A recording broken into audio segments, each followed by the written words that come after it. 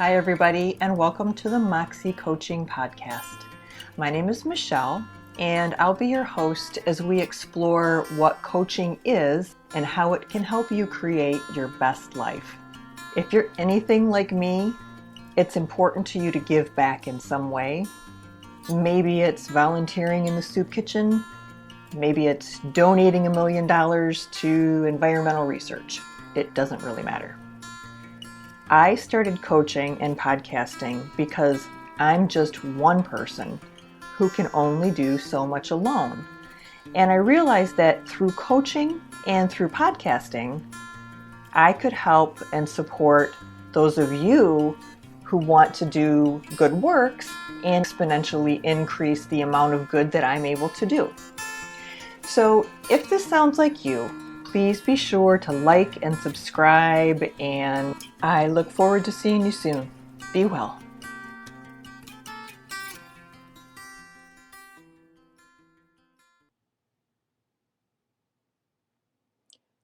Hi, everyone, and welcome back to another episode of the Moxxie Coaching podcast. I am really excited to be doing this podcast today, in part because it's a great topic, but also because I spent the last week working on a not so nearly fun project that was all about detail and tracking and project management and all of those kinds of things. So, yeah, to sit back and just be having a little conversation with you guys about the tarot is much more fun for me. So, I hope it's much more fun for you too. Okay, so we're going to talk this week about the court cards just a little bit, and then we're going to get into more detail about the pages in the court cards. I decided to address the court cards before the minor arcana, mostly because I think that a lot of people really struggle with the court cards. You know, the major arcana is what most people are mostly familiar with, so I thought it made sense to start there. And the more people that I talk to, and even in my own experience, the court cards can create some challenges. So I wanted to address those today, and we'll get started with just a general introduction to the cards themselves, and then we'll get into more detail, as I said earlier, about the pages. The court cards, if you remember, are cards of each suit in which there is a page, a knight, a queen, and a king. Traditionally, the court cards represent a person, and a lot of times in traditional tarot interpretation, they get very specific. You know, it represents a male, it represents a female, it represents someone of this age group. And I don't choose to interpret that way. I look at the court cards as much more fluid, both in terms of gender and in terms of kind of what their roles and their expectations are. I don't necessarily look at a court card when it comes up for me and say, oh, all right, well, that's a Queen of Cups. So that represents this person in my life because this person is of this age and of this gender and has these personality traits. That's not my forte. That's what a lot of people do. That's what a lot of very traditional tarot readers do. And that's what most traditional tarot readers are taught.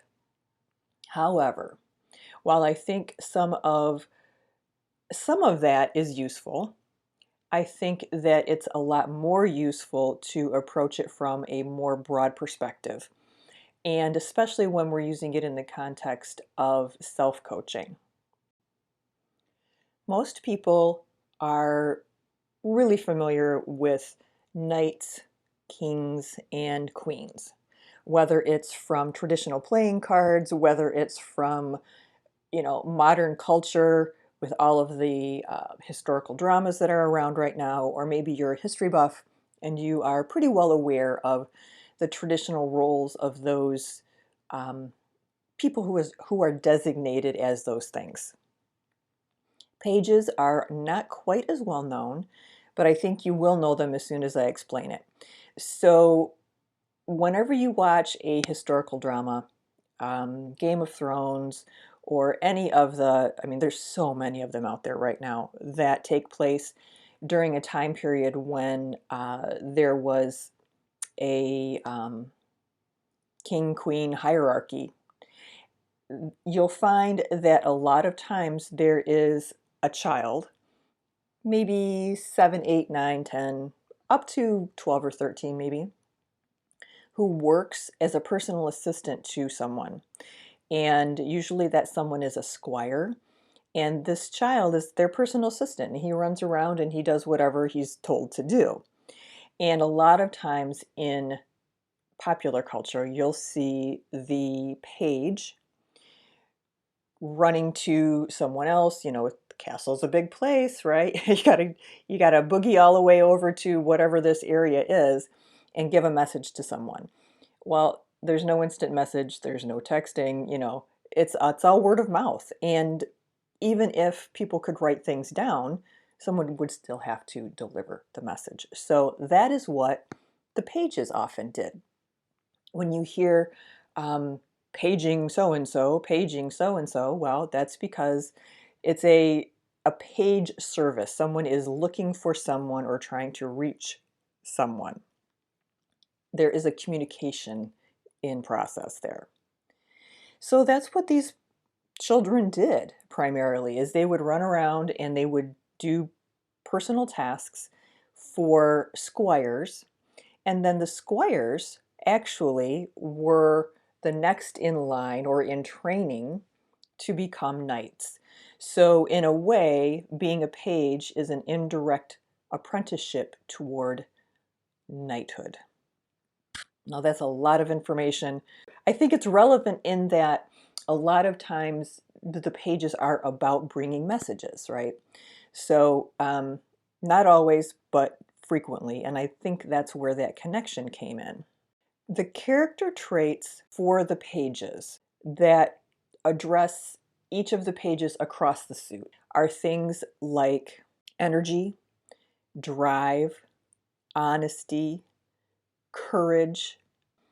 They might be a little impetuous or impulsive because remember, they're not very old. They haven't really sort of reined their impulses in yet. So that list is a list of general characteristics and strengths that you can attribute to a page card whenever it comes up, regardless of the suit. Just like the major arcana, there are logical questions that you can ask yourself when these cards come up that will help you suss out the answers to the questions that you're asking. And these are pretty basic questions. Number one, who does this card represent? The Page of Wands came up, so who is that? Is that me? Is that my girlfriend, my boyfriend, my boss, my next door neighbor? Who is that person? Does it represent me? It may represent you. Take a few minutes and think back to the traits of the card and look at whether or not the card is saying, hey, this is you. You know, it's showing you a mirror of how you're behaving at this point in time, or it could be showing you a representation of how maybe you should be behaving. Alternatively, it could be asking you if you have maybe taken the embodiment of the card a little bit too far. So, for example, perhaps one of the traits of the page that came up for you is one of confidence and um, energy and vitality. Well, it can be annoying, right? When somebody takes confidence and energy and vitality and just takes them over the edge, right? So, maybe that confidence turned into hubris, and maybe that energy and vitality, turned into some sort of frenetic, anxiety producing energy. So, while so many things have their positive side, the shadow side can also be something that these cards are asking you to take a look at. We're going to start with the Page of Wands today. And just as a refresher, the suit of wands is about action and adventure, vitality, competition, getting things done, and, being a dynamo, basically. So a page, or a page of wands specifically, has a lot of enthusiasm. They tend to be confident and energetic. They tend to be warm and ambitious, outgoing, high achievers, and have dynamic personalities. What about archetypes? I encourage you to develop your own archetypes, especially for the court cards, because I think that by developing your own archetypes, it helps you develop a relationship of sorts with the cards, and really solidifies the knowledge, the knowing that you have of the card, and that you have of how that card operates. A couple of my personal archetypes for the Page of Wands are Richard Branson and Jeff Bezos. Those are the two ultra billionaire, ridiculously rich people who are, or two of the primary ones anyway, who are vying for this new space travel industry, open to the public kind of thing. And, that describes these guys pretty well. Confident slash cocky, energetic. A lot of people really like them. They're warm and friendly in person, incredibly high achievers. And those are some good examples, I think, of, yeah, of the Page of Wands. Peter Pan is another one. Peter Pan demonstrates some of those negatives, though, right? So while Peter Pan is definitely outgoing and confident, um, he's also, he just kind of wants to do his own thing and do things his own way, and he's different, and that's okay that he's different. Everybody else should be different too. And the last archetype, and this one just kind of popped into my head, is Prince Harry, the British royal guy. I don't follow them very closely, but I do know that he has always tended to be the more outgoing one, and the more energetic and not ambitious, the more, I don't even know how to describe him. He's up for adventure. I think that's where I am personally connecting the person with the archetype, right? Um, Prince Harry has always been the type who's just done all kinds of crazy things, and he has enjoyed all of the adventure that his life has afforded him. And he's actually done it, considering the public scrutiny. He's done it with a fair amount of grace and class, I think. So yeah, so that is the Page of Wands, that someone who is confident and energetic. And so when this card comes up, and you have a Page of Wands coming up, and your question is, well, who is this going to represent? Is this representing me? Well, am I embodying any of these characteristics right now? Or do I need to embody these characteristics right now? Let's say, for example, you are doing a reading about a new project that you want to get going, and you're not really quite sure how to do it. You're not really quite sure if it's going to be well accepted. You're a little bit nervous, and this card comes up for you. Well, in that situation, that card very well could be telling you, hey, it's time. Put on your Page of Wands panties and let's go, because you embody this energy and the universe is going to help you create what it is you want to create. Perhaps the card is representing a business partner.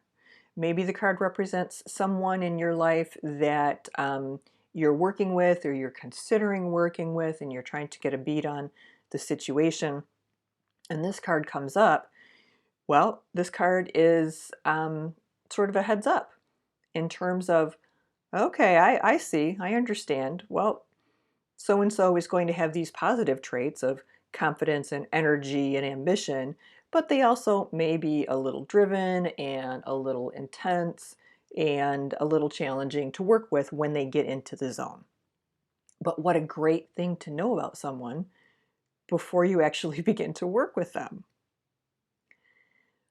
Likewise, in terms of embodying the energy of the card, it could be that the card is telling you, hey, you're the one working on this project. It's time. You need to step into this role of the ambitious high achiever. Or, hey, you've overstepped a little bit and you're getting a little cocky, and maybe it's time to dial back a little bit of this intensive, confident, crossing the line from assertive to borderline aggression energy, right? It could be telling you to back off on that a little bit. That's a little bit about the Page of Wands. How about the Page of Cups? Well, again, cups are all about intuition and creativity and art, music, poetry. Someone who displays strong cups energy is someone who is often sensitive, artistic, creative, tender-hearted, have their feelings hurt easily, but yet still open to embracing emotion. They're often idealistic. They are often pacifists, and they're often family-oriented as well. So what are the archetypes of this type of person? I really struggled to come up with one that doesn't date me completely. Um, and I kept going to like old guy things like Johnny Depp, right? I think of Johnny Depp as um, a Page of Cups. That slightly tragic, very sensitive, very mysterious, artistic human being. Fiona Apple, another one. Oh, good God, Lady Gaga, right? I mean, she's a great example, and she's definitely one who embodies that tender-hearted, wearing her heart on her sleeve type of person. So, what kind of questions are you asking yourself? We're going back to the same questions. Who does this card represent? Is this card coming up for me because I need to embody this more creative, sensitive, gentle energy? Or is it coming up because I'm getting trampled as someone who lives my life in this place of sensitivity and art and music and emotion? Is it telling you, hey, you're going to have to reel it in a little bit because, you're either going to have to reel it in a little bit or toughen up, because if this is the way that that you want to be in the situation, it could be a little too much. Do you need to embody a particular aspect of this card? Maybe the reading is about a disagreement that you've had with someone. And this card is coming up and it's suggesting to you that maybe you have not really been as kind or gentle or tenderhearted as you should have been with this friend. Or maybe it's coming up because there's a project that's going on for you that you really are going to need to embrace that new, artistic, open, creative part of yourself. And lastly, is this card representing someone else? So I don't think we need to get into that into a whole lot of detail. Next, we're going to talk about the Page of Swords. Now, swords are, if you remember, known for intelligence, very studious, razor wit, sharp tongue. They can be sarcastic. They can be pedantic. They can be the type of people who preach to you or try to teach you something that you don't really have any interest or nor have you shown any interest in knowing. That can be a sword type of person or sword energy. Sword energy can be bright and energetic and forceful, but it can also border on aggressive sometimes. It can move from assertive to aggression, let's put it that way, or assertive to aggressive. Sometimes this energy can be a little bit argumentative, especially if they are the person embodying that the know-it-all aspect that sometimes pops up in and among the swords. Archetypes include, I think this is a really good one. Anybody who has seen any of the newer Sherlock Holmes movies with Robert Downey Jr., Robert Downey Jr.'s character is a very good representative, I believe, of this card. Bright, razor, wicked smart, right? Incredibly sarcastic, ambitious, argumentative, but also very, very rational and very articulate. Another one might be, for all you old folks, Nancy Drew. Nancy Drew was very, very analytical. You know, your TV detective. That's a perfect example. And maybe one last one, I would say, oh gosh, back when Scrubs was on, a sitcom called Scrubs, and there was a doctor whose name was Perry, and he was the most obnoxious, hilarious, condescending Page of Swords that I can think of. And again, all of the same questions.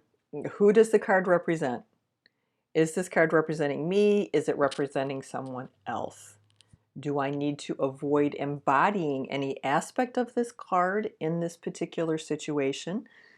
Or would it be beneficial to me to actually really try to live into a particular type of energy that this card brings?